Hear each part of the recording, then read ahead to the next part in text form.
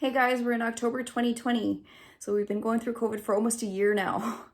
So it made me think back to the early days of COVID where real estate kept going on. Real estate was an essential service throughout. So we had to adapt really quickly and make sure that going through houses and everything was safe. But that was something that we had in mind already. So I thought I'd run through some of the safety protocols, including the COVID stuff that might still be going on if you're not aware, but also the things that we already had in place to keep people safe when they're looking at and selling their house.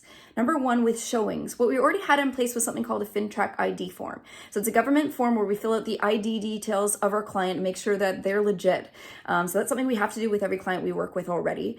In COVID times, we also have COVID forms that are sent out. So each of our clients that we're bringing through a house has to sign off, as well as we have to sign off and say that we haven't shown any symptoms, we're not sick, we haven't traveled, we haven't been close to anybody who's tested positive, things like that, even before we're allowed to go for the showing. Second to that, when we're in the houses, we have to still wear masks now. So wear a mask, reduce any touching. If you're touching things, you're using hand sanitizer, wiping or spraying up afterwards, and there should be signage as well to let you know what the protocols are.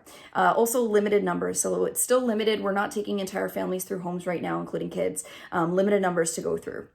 In terms of open houses, that's been a little bit back and forth. So initially open houses were completely shut down. Just the idea of so many people going through a house at once was just a terrible idea. Right now, in those regions that are back at stage 2, Peel and Toronto, it's limited to 10 people. Everywhere else, it's not exactly limited. But that being said, anybody coming to an open house, they're allowing only limited numbers through at a time. So one group at a time goes through the house. You are wearing masks, you are avoiding touching. And on top of that, the Ontario Real Estate Association has actually said, recommended to realtors to just not do open houses unless you absolutely have to. So they're still going on, but there's protocols in place, and altogether we're doing a lot less, if any at all. Number 3, listing a house. So already what we had in place for our sellers in order to make sure that they're safe from anybody coming through their house or being able to access their house.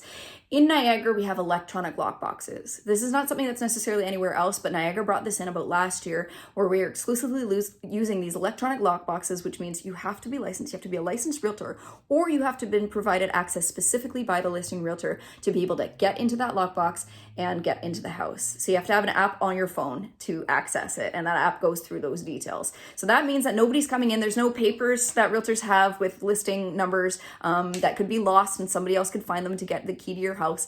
So that already ensures your safety there in Niagara. In terms of COVID, I like to provide a COVID kit. So that includes the forms ahead of time that buyers have to sign, but also masks, gloves, hand sanitizer, and signage everywhere so that people know the protocols, including avoiding touching, avoiding using bathrooms, limiting numbers, and things like that. And finally, in terms of communication, same with real estate agents as probably anybody else right now, communication with our clients has been changed. So we had to find these new ways to be able to get together virtually, so using Zoom, using FaceTime, things like that. But realtors have always been a little bit old school, at least me and the ones that I know of that I work with usually. We like to pick up the phone and call our clients. So we're doing a lot of phone calling, and any in-person meetings, we can sit in boardrooms, keeping our social distance, but on top of that, in real estate offices, I'm seeing everybody wear masks. So we have a lot of those protocols in place now for COVID, but we have a lot of those additional ones to keep people safe, making sure that in real estate, you don't have to worry about the safety thing. COVID is already enough.